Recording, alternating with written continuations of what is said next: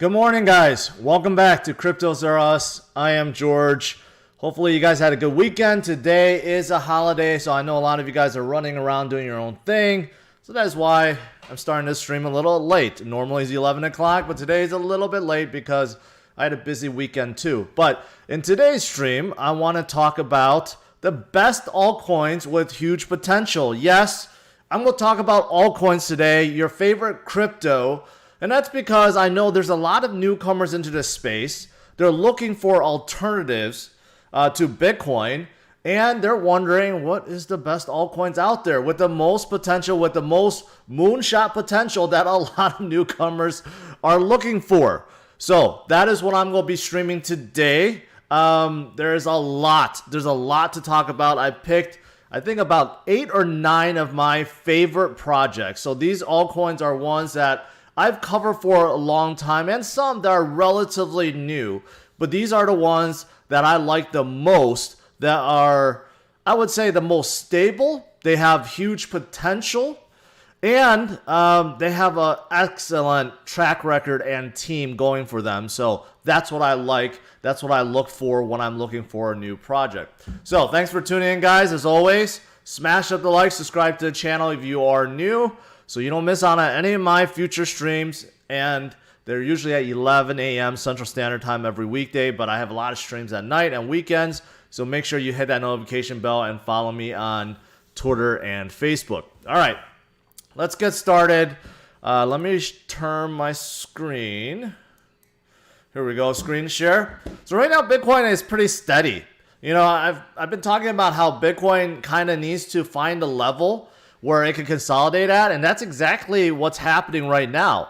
You could see that Bitcoin has been up and down, and now it's just going sideways, right? We need sideways movement. That's actually a good thing. Previously, we had lots of sideways movement. Now you could see this up and down is slowing down, right? The volatility is narrowing. So we're having that sideways movement, and that is fantastic. Let's Bitcoin breathe, right? Take a breather, consolidates, and guess what happens during these times? Well, altcoins explode. That's what's been happening. So I think this is a perfect time to talk about some of my favorite altcoins.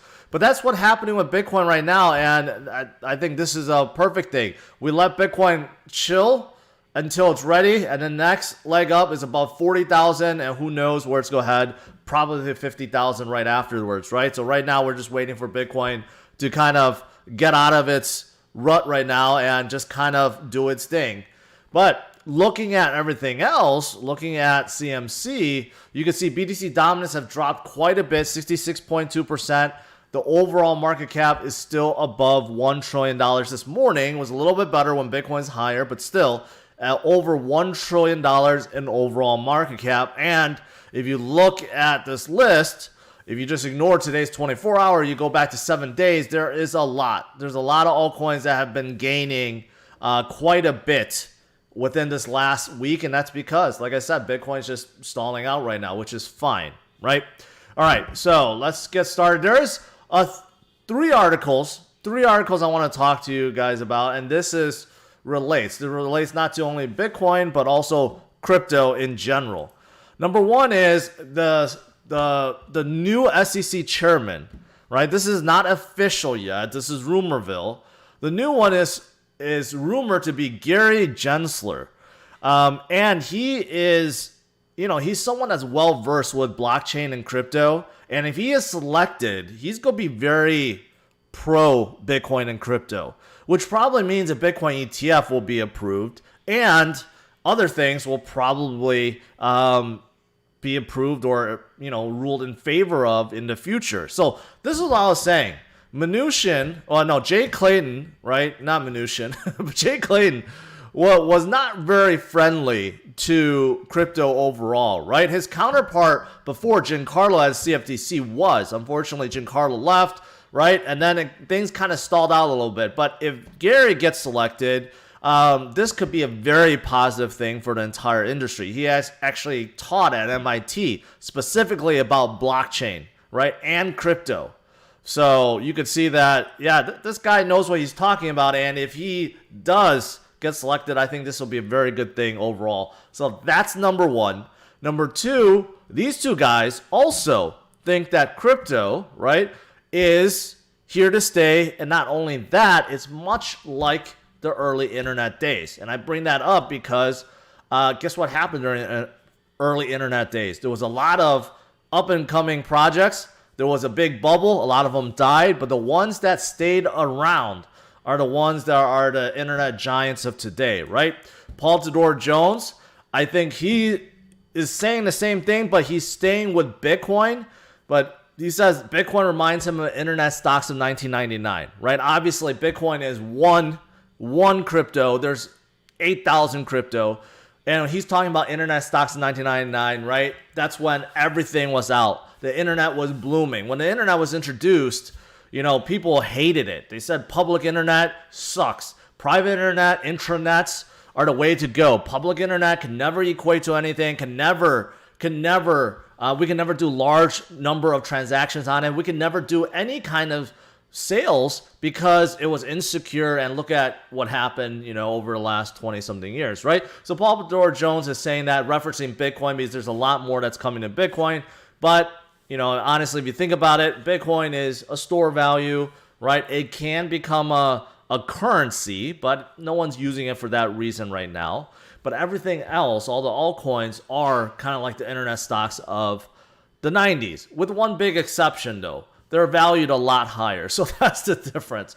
But I think that's what he was going after. And same thing, Mark Cuban, who has been up and down on Bitcoin. I don't know what it is. Like, Dallas Mavericks takes Bitcoin in their stadium. So on one hand, he's supporting. On the other hand, he said that he'd rather have bananas over Bitcoin. So I don't know what that's about. But he recently also talked about Bitcoin and crypto, almost exactly the same as Paul Tudor Jones. According to this tweet, watching the crypto trade is exactly the internet stock bubble. Exactly. I think BTC, ETH, a few others will be in analogous. I don't know how to say that word. Similar to those that were built in the .com era, survived the bubble bursting and thrived, like Amazon, eBay, and Priceline. Many won't. So basically, he's saying the same thing, right? There's a lot of crypto right now. Most of them will go belly up. Most of them will disappear. And the ones that don't will be the big internet companies of the future, right? We know that the next generation of dApps, next generation of mobile apps, internet, everything is moving towards decentralization, blockchain, right? So the next generation, the next Amazon, Google, Microsofts of the world, right? They will be built on top of blockchain or a variant of it that we can't even fathom right now, right? And the ones that survive, they're going to be the giants. That's why a lot of people do like altcoins. I mean, a lot of them are still thinking about 2017, 2018, when things go up like 1,000,000% within a single month, because there's a lot of people that wants to become millionaires overnight. So there's still those people. But there are people that understand this is the work in progress. Altcoins are just like any other project. They do take time to build out, right? And once they do, you know, they build upon that and they evolve, right? They get more followings and eventually they become a giant. And there are giants already within the crypto sphere. They're just not giants compared to non-crypto companies. But if you're looking at their valuation, they kind of are already. So going down the list, I'm not going to go through all of them. And I'm not going to go to anything that's in page 2 or page 3 or page 10. I'm not going to show you guys moonshot lottery ticket type altcoins. Some of them can do really well, but a lot of them just simply pump and dump, pump and dump, pump and dump. So I like to look at the ones that have a lot of potential, made of great teams, great traction, right? That can prove itself, and it can prove that it can stay up in value. So most of these, I think a lot of you guys have heard of, some maybe not. And again, if you guys are new, and you want to learn about these projects, this would be a good one. I'm going to give you a good overview, about 8 to 9 altcoins that I like. All right, let's start out with the top dogs. Okay, the top ones that most of you guys should be familiar with Right at number 2, right under Bitcoin, is Ethereum at $140 billion, right? So if you value this $140 billion project to a real world non-crypto project, this is a behemoth already, right? This would be one of the known names out there. It is absolutely huge. And why is Ethereum so big? Why do so many people love Ethereum? Why they think that it could go to 10,000, 20,000, 50,000 someday?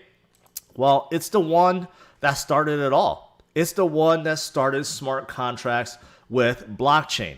Before Ethereum came out, Bitcoin, Litecoin, Feathercoin, Dogecoin, all these were simply a copy of each other. They were all copies of each other, and they really served no purpose other than to dilute Bitcoin. But Ethereum changed the game. They introduced smart contracts. So you're able to actually do things. You can actually program. You could do if-then statements, which is the backbone of programming. And because of that, they are definitely the leader in the space. Texas pads, real estate. Hey, I only recommended what I would do. You have to decide what you do. And I don't know anything. Based on that, Telcoin went up. Well, if it did, it's probably going to go down again because it's simply a pump and dump at this point. So Ethereum kind of started it all, and they've been evolving or trying to evolve over time. They are trying to move to Ethereum 2.0 currently, and that will definitely help them scale, right? Ethereum brought on many innovations that people didn't even think of before. Obviously, token offerings is one that is huge in 2017 ICOs, right? It was a new way to fundraise for projects, and that was really, really kind of new and brought on so many different altcoins. You could argue if that's good or bad, but it did. And also, later on after ICOs, it spurred up DeFi. And look at where DeFi is now, right? And a lot of people think DeFi is here to stay. So Ethereum really is, if you kind of think about it, they're like the Bitcoin of protocol networks out there, right? That is why so many people believe them. They love them, right? And people trust Vitalik because he's pretty darn good at what he does. But yeah, that is why they are the top dog in the protocol, smart contracts kind of, system, right? Network.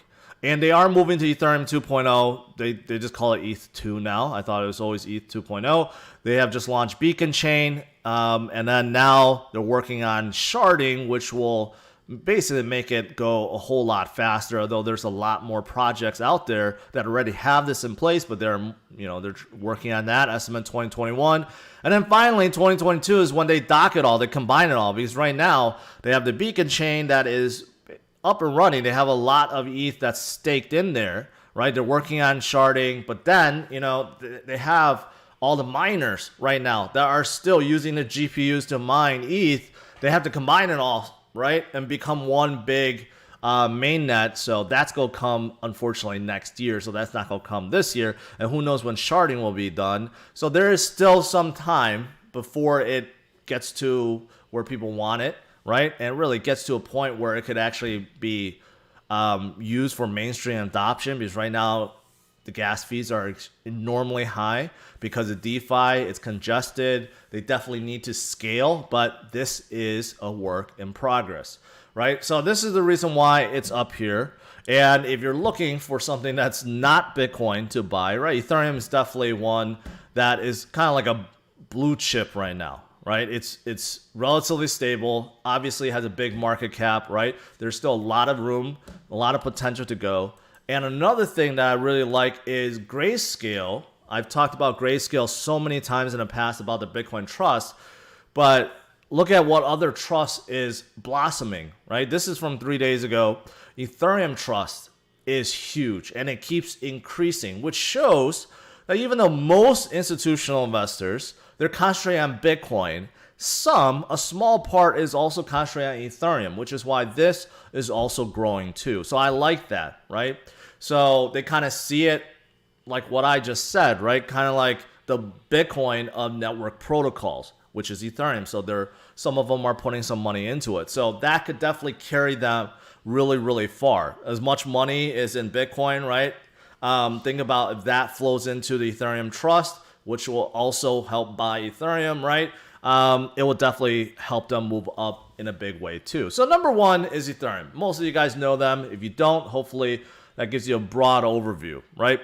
Now, number two is a project that shot up out of basically nowhere to become number 4. They flipped XRP, and it's not even close between XRP and Polkadot anymore. And that is Polkadot.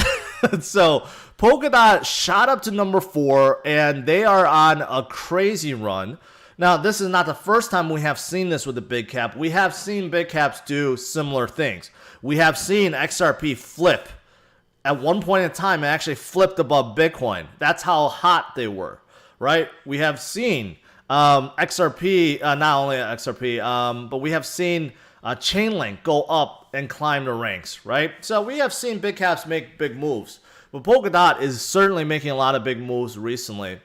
And they are a relatively new project. Now, Polkadot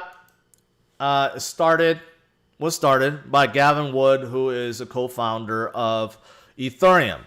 But besides that, he is one of the main guys behind Ethereum. He invented the programming language, Solidity, which is what Ethereum is based on, coded on, right? He actually created that. He also wrote this yellow paper specifying the Ethereum virtual machine, which is the main aspect to smart contracts on Ethereum. So he is arguably the brains behind Ethereum. I'm sure Vitalik had a lot to do with it, but Gavin Wood definitely is a very, very, very smart guy, right? For whatever reason, he broke off from Ethereum and decided to start Polkadot, right? So he does have very, very good credentials. A lot of the Ethereum, not the team, but like the followers, right? They have an extreme, extreme respect for Gavin, right? And he has created something that arguably is better than Ethereum at this point in time. He's concentrating on interoperability, right, with parachains, and also a whole bunch of other things. So this is a breakdown. They have a relay chain, which is like the main chain that handles network security, interoperability, but they have parachains, so you can have your own blockchain, pair of threads, bridges, all this stuff, right? A whole bunch of ways to stake too. So Polkadot is definitely up and coming. They're not completely done. But they are getting a lot closer.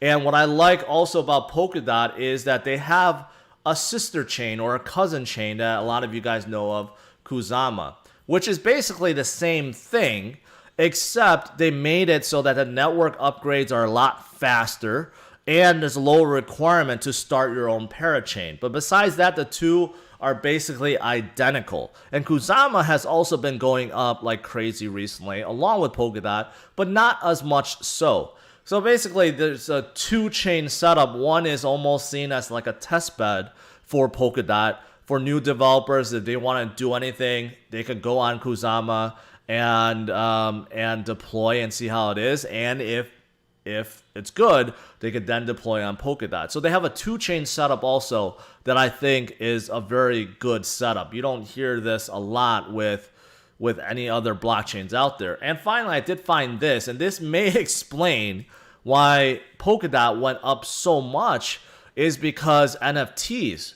Now, K-pop, you guys know, like Korean pop, right? K-pop is huge. Now, there's some big companies within South Korea that's looking at, creating NFTs, and they want to put it on Polkadot. So this could be the reason why Polkadot within the last few days have shot up to the moon because of this, because South Korea is about to enter the NFT space, and it's rumored that they're going to do it on Polkadot, right? So this could be the reason why they shot up recently. But anyways, Polkadot is definitely up and coming, right?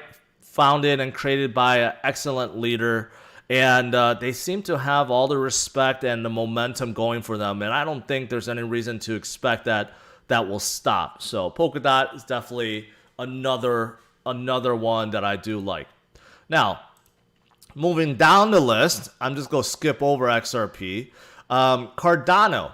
Now, I'm not going to say a lot about Cardano, mainly because I'm still on the fence with them. And there are some things I don't like, but I have to recognize that Cardano is led by Charles Hoskinson, also co-founder of Ethereum. And a lot of people really respect him. And also, the development base really love him. And he has proven himself. Besides Ethereum, he has also founded BitShares with Dan Larimer. So he has done multiple projects before, right? And Charles is one of those guys that's very, very smart, very patient. If you look at any of his streams, you could tell he knows what he's talking about. He's not BSing. But the thing is, though, Cardano has been work in progress for quite some time, and there's still a lot more work to be done. So the fact that they're worth this much already means that there is a lot of people that really believe in Charles and this project, right? What I don't like is the fact that the roadmap is just really, really confusing. You don't know what the hell is going on. Yeah, actually, if you just read through any of these, you don't know what the hell is going on because it's so technical. It's so technical, you just don't know. Sometimes you just want to know what is the next step. Right now, they are working on Guggen. Right, they completed Shelly, but if you read through this, you would have no idea what is actually going on with any of them and what each one is, other than this dumbed down term, decentralization, smart contract scaling, governance. But if you read through this and you click into each one, it is absolutely confusing to the 10th power. So just like as a newcomer coming into space, you're trying to find out more about Cardano, where they are, what they're doing, and it's just nearly impossible. That's one thing I really don't like about Cardano. They should just make it easy for people to know what's going on. And right now it's not. But Cardano is definitely doing well. Also, like I said, a lot of people love Charles. A lot of people believe in this project. So I do think they will have a bright future as well. It's not a coincidence that the two top network protocols out there, Polkadot and Cardano, are both founded or co-founders of Ethereum. That's not a coincidence at all, right? So I do think that connection also ties in. And Ethereum, even though they're the big dog right now, they're 10 times bigger than Polkadot and Cardano.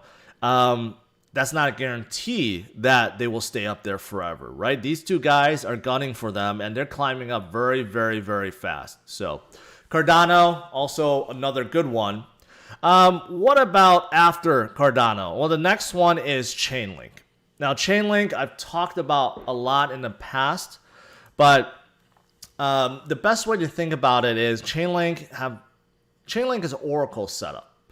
Now, Oracle setup, the easiest way to think about it is basically it allows any project to get information from other projects. And when I say project, it could be a blockchain project, and it could get information from other blockchain projects or information from non-blockchain projects. So basically, an Oracle system just allows this connection between projects and pull data from each other. Now, of course, it's a little bit more complicated than that, but this Oracle setup is decentralized, right? Which means that there's a whole bunch of nodes out there that's securing the network, and that is very, very good because there are some projects that need to have that 100% uptime. They need to make sure that the stream of data is never broken, it's never hacked, because if it is, it's disastrous. And I'm talking about DeFi. This is why Chainlink shot up so much before, is because of DeFi. Almost every single project that's involved with DeFi that needs to get a price index somehow utilizes Chainlink because they can't afford to utilize any other Oracle setup out there because Chainlink has proven itself, right? People have tried to hack them before, right? And they have proven that they could stay up. They have that stability, right? And that is why they're so important for DeFi. If Chainlink's network ever gets hacked or goes down, all these DeFi networks can literally go bankrupt overnight. But besides DeFi, they can be used for anything, right? Because they just help projects gather data. So besides decentralized finance, they're involved with payments, gaming, insurance, enterprise systems, supply chain, utilities, authority identity, government, and other things. Anything that you can think of, right? Even weather. If you want to grab weather data from Weather Channel, you can do that with Chainlink Oracle setup, right? Although it's going to be expensive to do so because of the high gas fees on Ethereum right now, but you can, right? So Chainlink is definitely here to stay. I haven't found anything exciting coming up with Chainlink, like any other big upgrades or something they're working on. Right now, they're just like the GoDaddy of the Oracle setup. That's basically it, right? Which means they're going to stay up here for an indefinite amount of time until there's actually another competitor. But like I said, because DeFi is so reliant on a really robust and reliable Oracle setup, it's hard for them to try to get off of Chainlink. Because if they go with anyone else, there's a risk that something may happen, and that would be very, very, very bad. Very, very bad indeed. So Chainlink is another one that I really like. I think they're going to be here for a very long time. Most people associate Chainlink to just DeFi, but they're really not. They're all over. They're all over. They can be used for all these things. Okay, so that's Chainlink. Now moving down. I'm going to go to, before I get to number 17 and 19, I'm just going to go to Theta really quick because I do think Theta is very promising. Theta, the best way to think about it is it's kind of like YouTube and YouTube TV together. For those of you guys that know what YouTube TV is. You know, YouTube obviously streaming, right? Actually, I take that back. It's more like YouTube plus Twitch. Let's put it that way. That's probably a better example.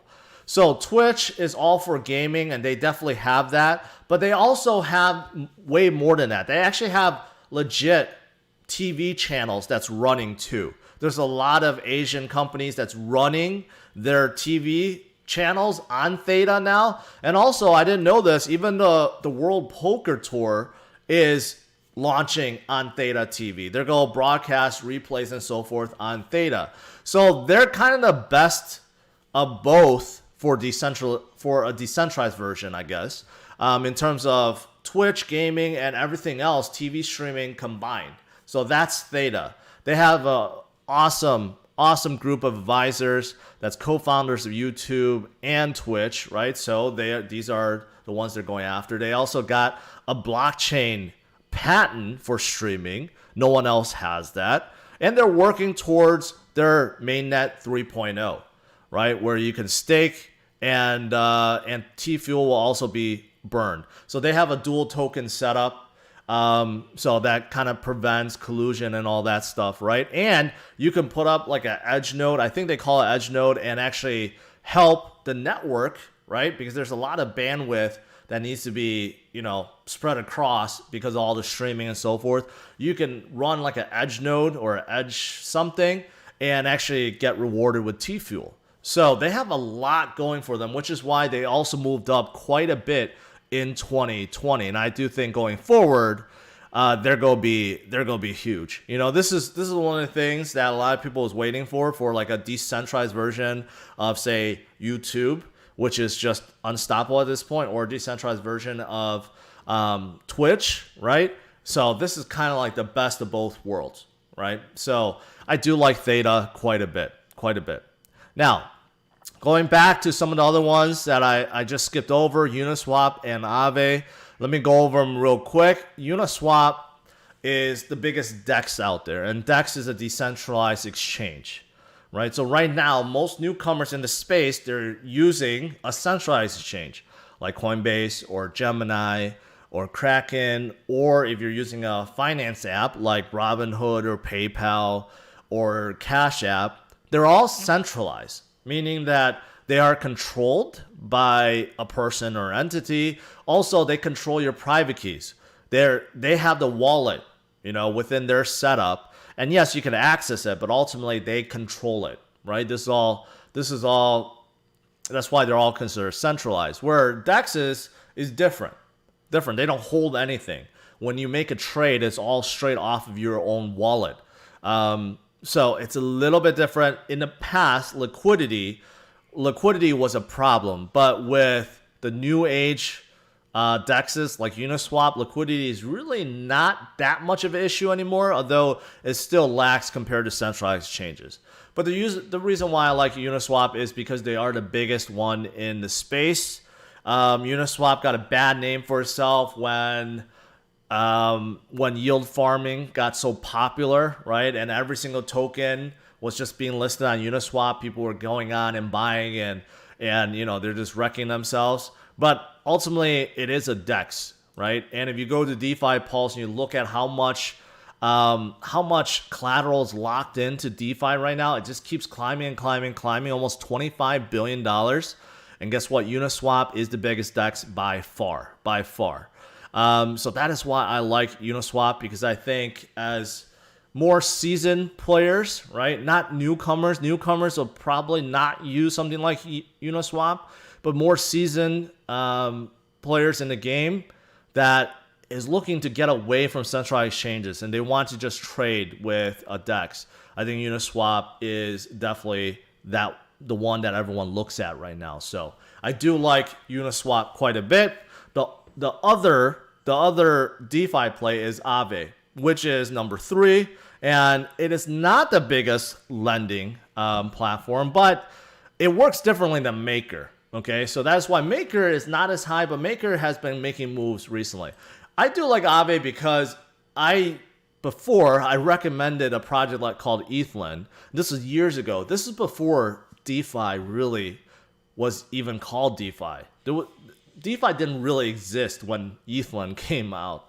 But Xlm came out as like a person-to-person loaning, I guess. So you can come up with your own contracts, right? Like if someone wants to borrow something, you can specify the terms, the payback terms, the interest, all that stuff. You could do a collateral with non-collateral. So, and then they kind of went down and then they became Aave over time.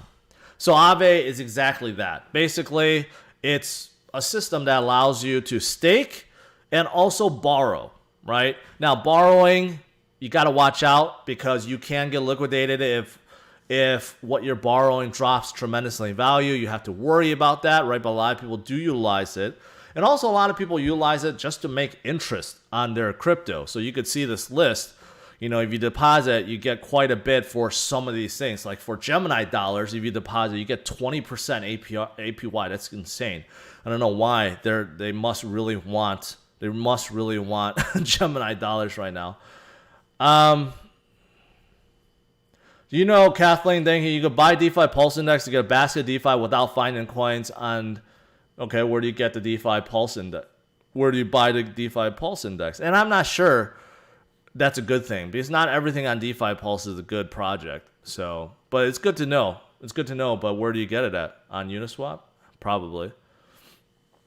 But yeah, so that's Aave. And as more and more people get into the crypto space, Aave's go get more popular because let's just face it, people are greedy. They want to look for ways to make more money. A lot of them utilize Aave to borrow against their own collateral to take a loan. What do? They put that back into crypto, right? So Aave is a project that's here to stay. They have really revitalized themselves from the Xlm days. Xlm went basically down 90-something%, and now since the Xlm days, they are up tens of thousands of percent. People still tell me, hey, George, I just converted my Xlm, tokens to Aave tokens, and now I'm up like 1,000x.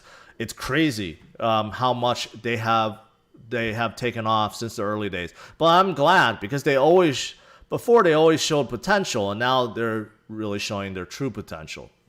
All right, there is 2 other projects. I'm getting there.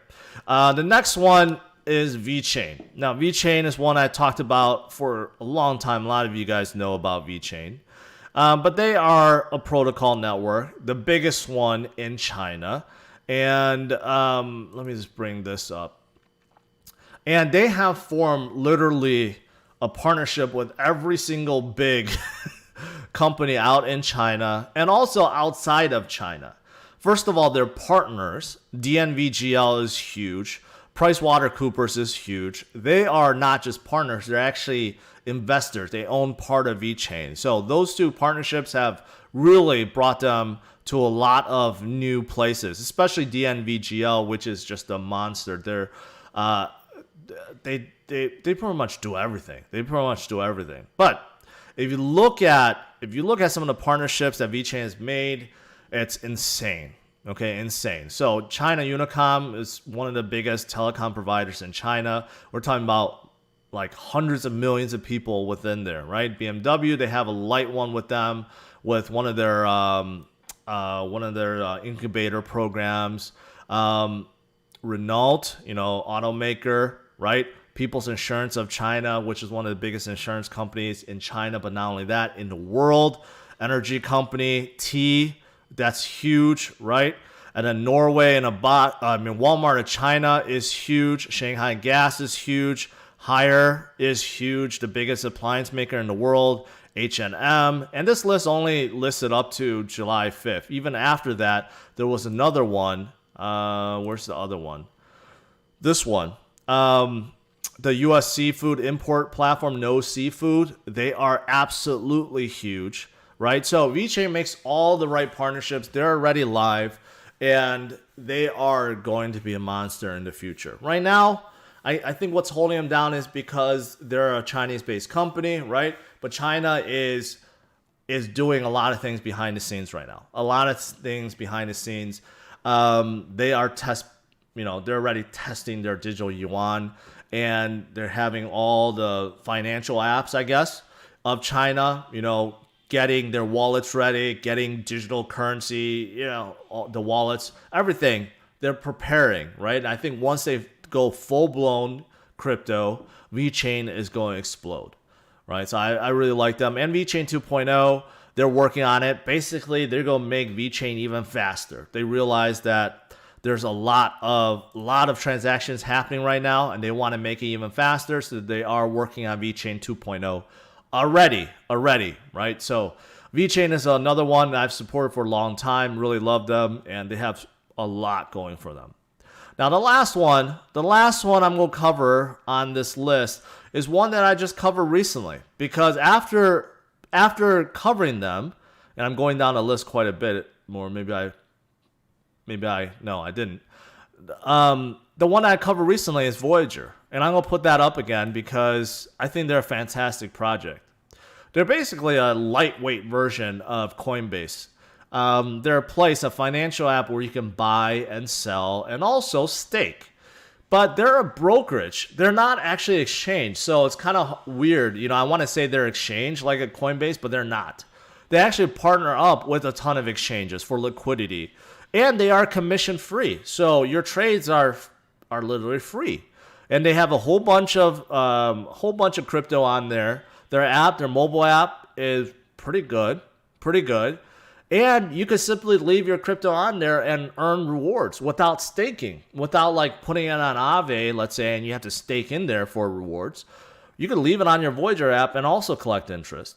And what I love about Voyager is, they have a lot of credibility because they are a publicly traded company, both in Canada and US, and their team is fantastic. Their team is one of the best I've seen in this space, with a lot of trading and financial expertise, and that's what you want with something like Voyager. So Voyager's one that I covered recently. If you guys didn't watch that video, you should, because I pretty much go over everything in detail, although I had a goof up in that video. But yeah, I actually do like Voyager. So this is the last crypto I want to talk about today. All the other ones I pretty much covered over the last few years, with the exception of maybe Polkadot and Kusama, which is relatively new in 2020. But besides that, all the other ones have been evolving over the years, right? They have shown they have the power and loyalty, like the base to keep them up, right? Voyager is a relatively new one. And I actually like him quite a bit. All right. So I think that's about 8 or 9 or maybe 10 crypto, right? These are the ones that I think have huge potential still, no matter how high they are. They have huge potential, and they have a lot going for them. Now, there's a lot more other crypto that have potential, but these are ones I've been eyeing and paying more attention to. So these are my favorites, but there are a lot of others out there that can do well also. But hopefully you guys enjoyed this. So now I'll turn to you guys for some Q&A.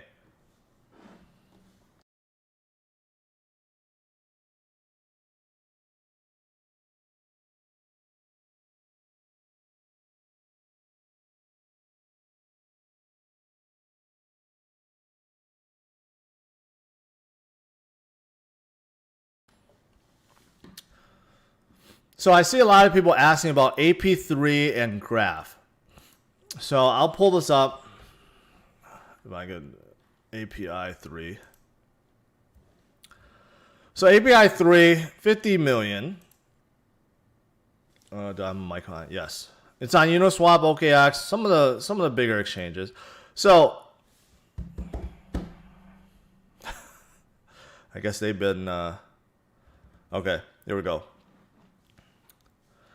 Create powerful decentralized application AP3, decentralized governed and quantifiable secure data feeds.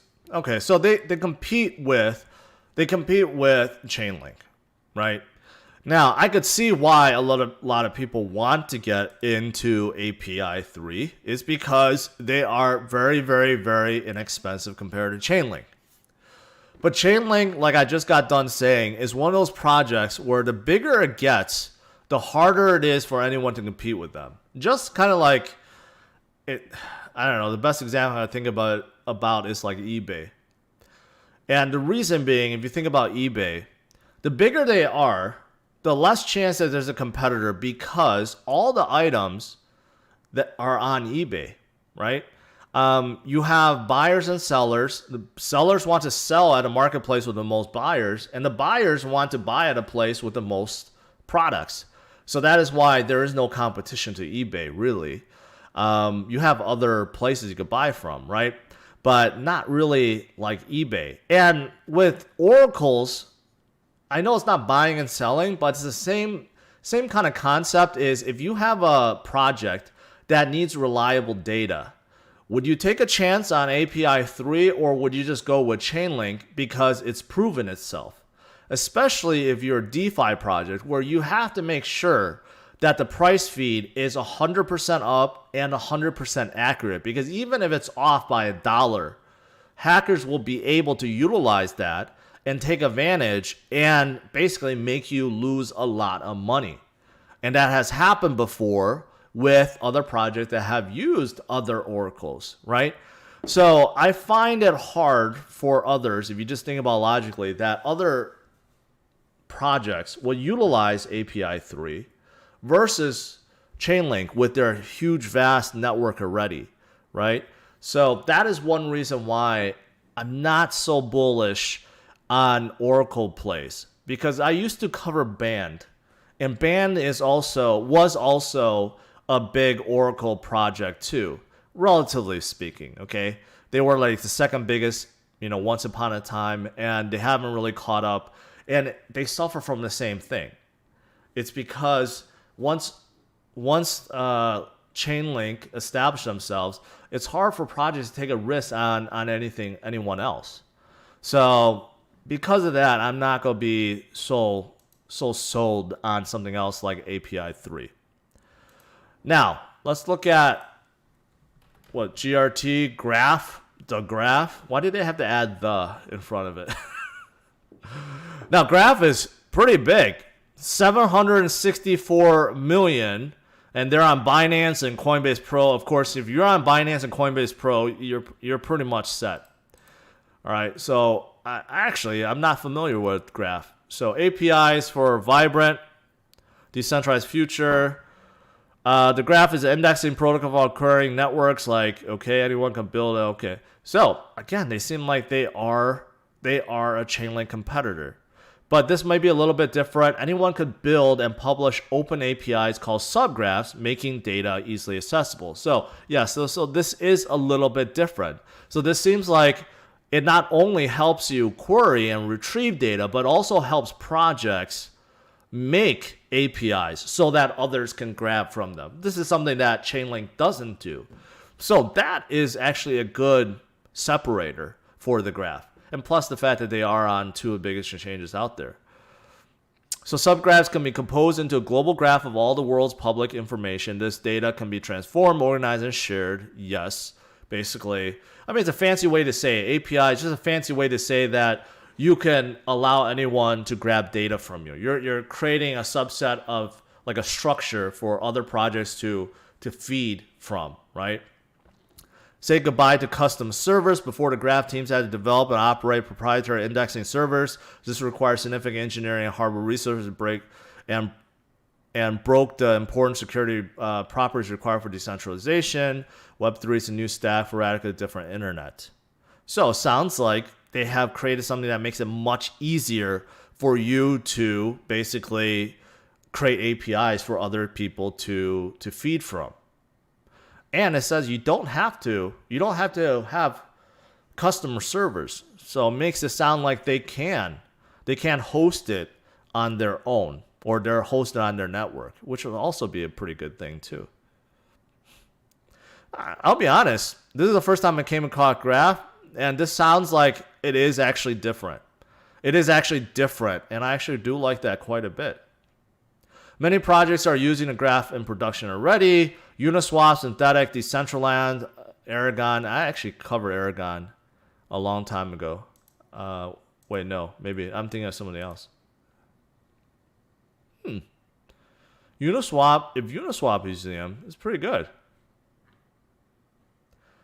I gotta say, I'm gonna have to do more research on the graph, but they sound like they're pretty promising.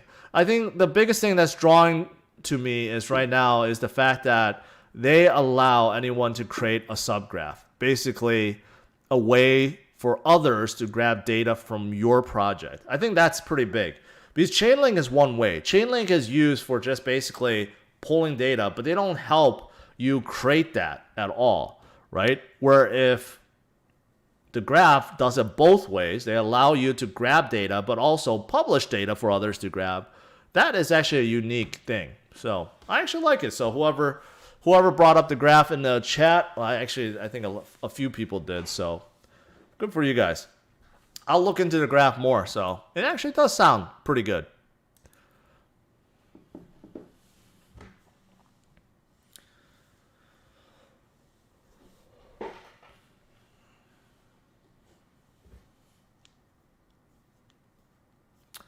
Low Roller, I did, but they're not founders. They're just advisors.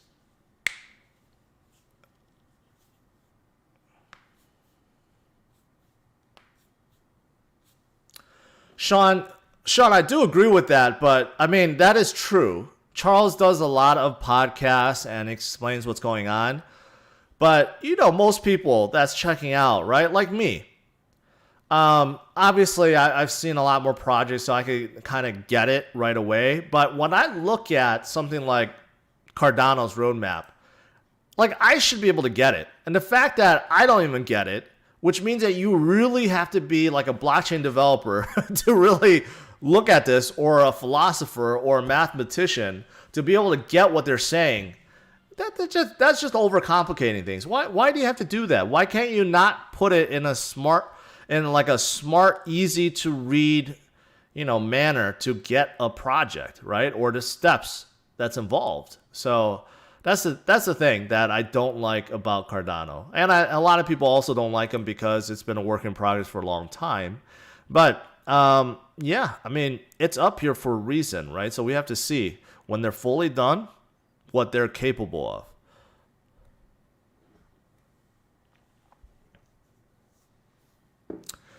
Ontology, OMG, XLM. Let's just start with XLM. Stellar, they made some big moves recently because they're helping Ukraine government, create their own central bank currency. Also, they went up because they were pulled down by XRP. But Stellar's kind of like stuck between a rock and a hard place, because a lot of people, including myself, think that they will be dragged into a SEC lawsuit as well. So after XRP, they could be going after Xlm. So that's still in the back of my mind. Overall, I think they're okay. They are inflationary rather than deflationary, so that does hinder their uprise a little bit, although most of these are actually inflationary. But I mean, Stellar's a good project. You know, it was sad to see that basically Stellar has such a good relationship with IBM early on, and that has just died down 100%. And it seems like IBM also, they've been out of the news in terms of blockchain initiatives. So I don't know what happened there, but that used to be a big thing. WorldWire was being worked on. That seems to have gone away. No one talks about that anymore. OMG, I like them a lot because they were a scaling solution for Ethereum, and Tether moved to them. But then I didn't like how they were bought out. So I don't know what's going to happen with them afterwards. And Ontology is basically like a sister chain to Neo. They're separate blockchains, but they were created by the same like parent like consulting company. So even though they're different, they're very close, and no one really knows what's going on with Neo right now. They're working on Neo 3.0, but I don't know what's going on in terms of progress or anything like that. And Ontology, kind of just like, I don't know. I haven't really heard much about them. I used to like Ontology more than Neo, but I come to a realization that the two are just too closely tied for one to move away from the other. Low Roller, you mentioned that last time. Yes, thank you. You actually mentioned that in the last stream. I don't know about Neo's on fire. Let's not get carried away, because Neo was 150 at one point.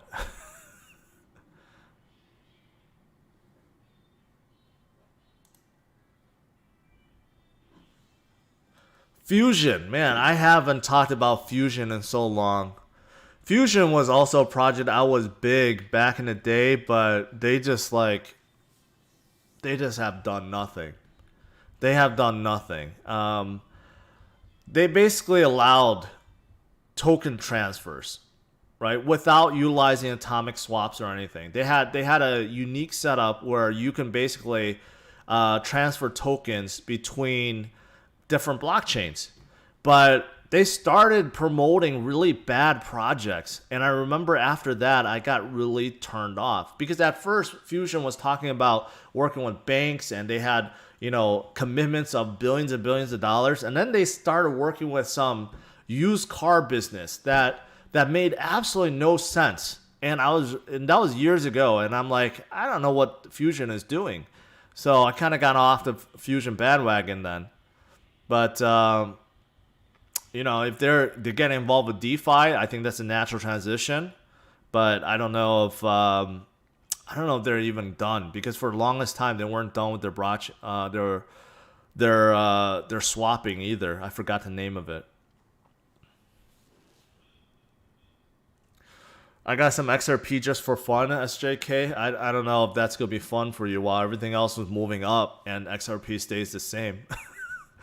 I do think XRP is going to drop out of top 10 pretty soon. Not because they're going down, it's because everything else is going to be moving up, and then they're going to be staying the same. So be prepared for that.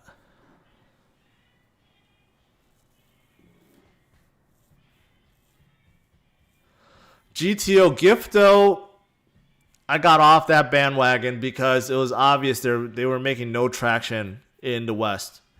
The last thing I remember is they were trying to get like Kylie Jenner or something to go on Gifto. They had a grand vision of doing, you know, gifting virtual items with all the social media platforms. The problem is all the social media platforms started doing it themselves without Gifto, right? You could send like a virtual gift to me right now in Super Chat, right? This was something that they wanted to do. They had their own like streaming app already that was relatively popular, but they wanted to bring this virtual gifting to all the social media platforms, and they were trying to get into the West, right? Like with Kylie Jenner, but that never happened. And all the social media platforms came out their own. So I don't think Giftos really go anywhere.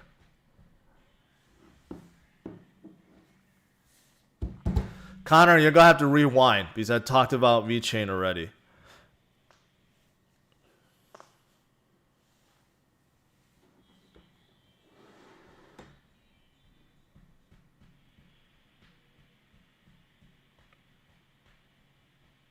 A lot of people asked about CRV too, Curve. And I used to like Curve a lot because I used to use this like loan to collateral value. But the thing is, Curve, I think, is hindered because even though there are DEX only based on stable coins. And I just don't see the value in that versus, say, Uniswap, where it's a DEX of everything. Right? So Curve is only concentrating on stable coins. And you could swap between different stable coins. And you could try to make money doing that because sometimes stable coins, there's certain ones that gets out of balance and they're not equal to one. But yeah, I mean, Curve is used also in DeFi too. But I don't know. I just don't see much with trading stable coins. Like, stable coins in general do not excite me at all. So that's the reason why I think I'm just neutral. I'm not negative on them, but I would much rather have Uniswap than Curve.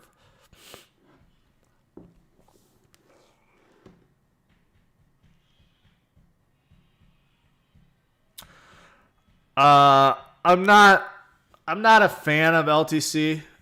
Here, I'm going to show you guys something. And if you guys haven't done this, you should. So with a lot of projects, there's like a number 1 and number 2, right? And a lot of people like to go with number 2 because they think it's a cheaper alternative that can possibly move at the same rate or faster, right? So I'll use 2 examples. I'll use Bitcoin and Litecoin and Polkadot and Kusama. Because I see Litecoin being the second to Bitcoin because Charlie Lee has basically made Litecoin into a testbed for Bitcoin, and they're essentially the same thing. So if you look at, I'm just going to zoom out a little bit here. Let's just pick some random time frame. All right, let's just say from here on out, March 20th. Okay, so let's just say March 20th, or March 12th. Is when Bitcoin fell down, right, quite a lot to where it is now. So I'm just going to do a price range. So let's do it exactly from the low point, if I can, March 12th to the high of 42,000. All right, so basically Bitcoin went above about 1,000% since its low of March of 2020 to now, right? That's a pretty good gain. So let's do the same thing with Litecoin. So March right here, let's try it.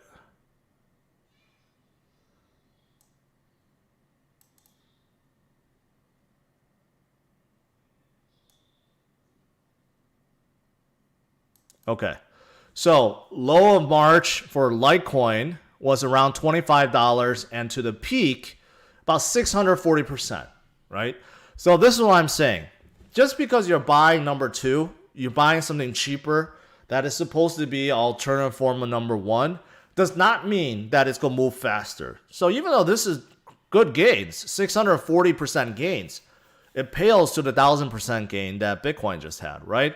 So this is the reason why I don't like Litecoin.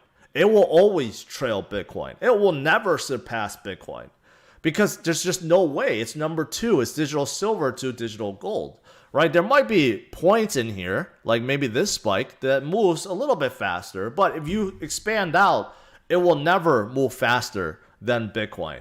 This is the reason why I don't like Litecoin. Although it will move up, it's not going to move faster than Bitcoin. And I'm going to prove my case because I just looked at this recently too. I'm going to prove my case with Polkadot versus Kusama because I know a lot of people is only looking at Kusama because they're like, well, it's much cheaper. It's less than $1 billion, and Polkadot is already $17 billion, or yeah, something like that. So I much rather buy Kusama over Polkadot because it's much cheaper, right? But just look at what has happened recently. Let's look at the price range from I don't know. Let's just start from here, I guess. December 28th till now. So it's about 3 weeks, right? So if we do the price range from here to its peak, Polkadot went up 300% within 3 weeks, which is staggering, right? And it could be because these K-pop companies, getting involved with NTFs. This could be part of the reason why, or it could just be pumped, or a combination of things. So you can see Polkadot went up 300% since December 28th, right? So now if you go to Kusama, if I can get a good one here. So you could see I was looking at this already, right? So if you go back to December 28th, let's get rid of this. So December 28th is here.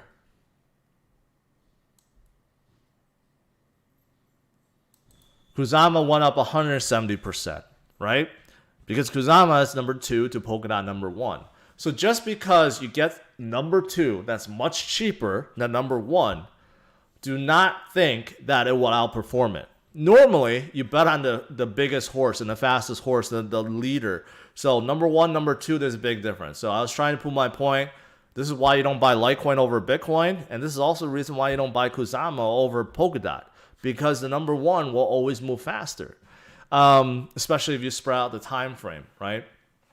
So that's kind of my thing.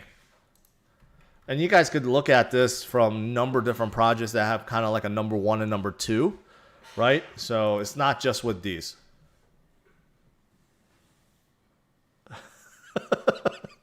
I'm not going to do GM versus Tesla. All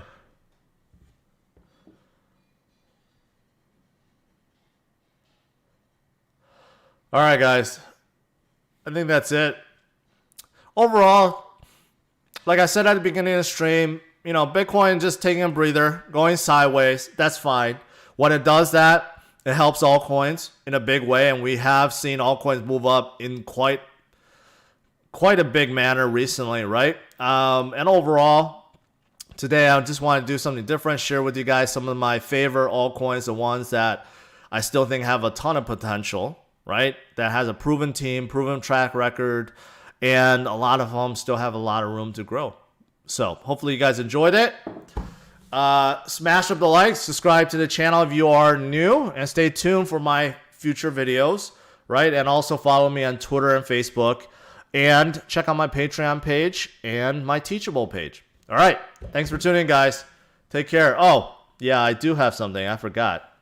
For those of you guys that's wondering about XRP, since we're talking about altcoins, so I have a perfect explainer video for you guys. Take a look. What do you think about Ripple? Well, I mean, I think it's too centralized, but I definitely want to meet Chris Larson.